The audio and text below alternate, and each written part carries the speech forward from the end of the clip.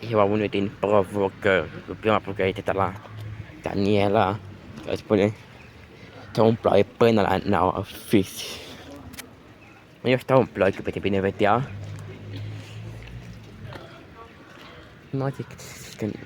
O zic că n-am voie să mă adăpostesc.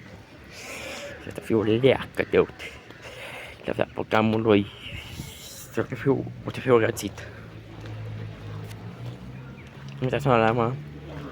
O să ne vedem până o să vedem, să mai explorăm și noi lumea.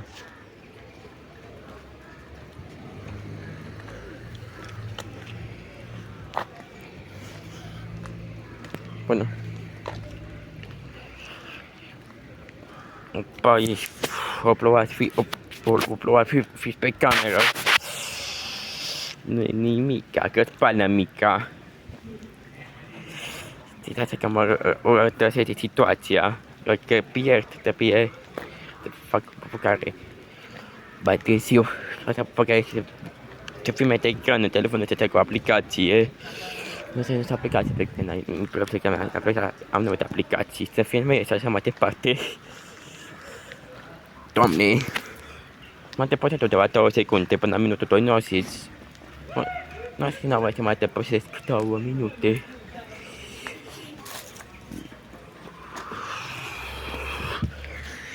Care mă aplaude, nicăieri nu pot să scap.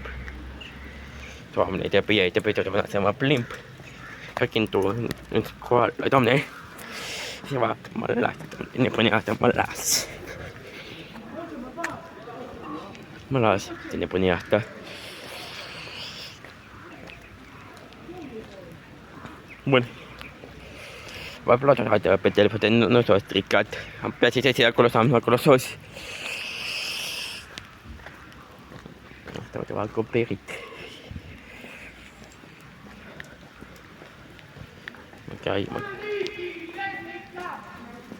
Ok, stau.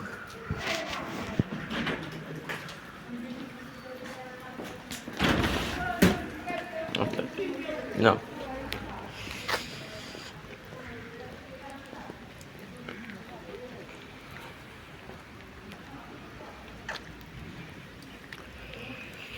Pentru că vedeți provocări să mai fac pe acest canal în continuare și să vedeți provocări mai extreme pe vedeți camera pe camera, nu? Cum mă de parcă vedeți asta, dar nu mă depără, măcar mă vedeți. Motiv de asta, motiv. Mă întâlnesc, nu pot să mai merg cu ploaie până la momentul ăsta o să plec înăuntru. Mă pregăteam să merg clipul. Mai sunt multe ceva, mai este un minut. O venit alți colegi mei, este bine. Mai sunt un minut. Like-ul și că poți lăsa ceva, o dată ploaie, m-am interesat să plec e posibil să stau în ploaie până toată pauza. Mă pot să mă dau numai pe că au făcut înțelesul. Este o pregătare, te fac mâine te fac mâine ca provocare pe acest canal de YouTube, sincer. N-am mai spus, am fi o... Nu-i colegul meu. După aceea m-am ignorat, am zis. Până de tot, până de tot, mă te provocare până la office. Bun. Bun. Nu mă dă variantă. Ei să mă plimb, dar să uit. Te filma, că uite că plouă. Am neghet de timpul.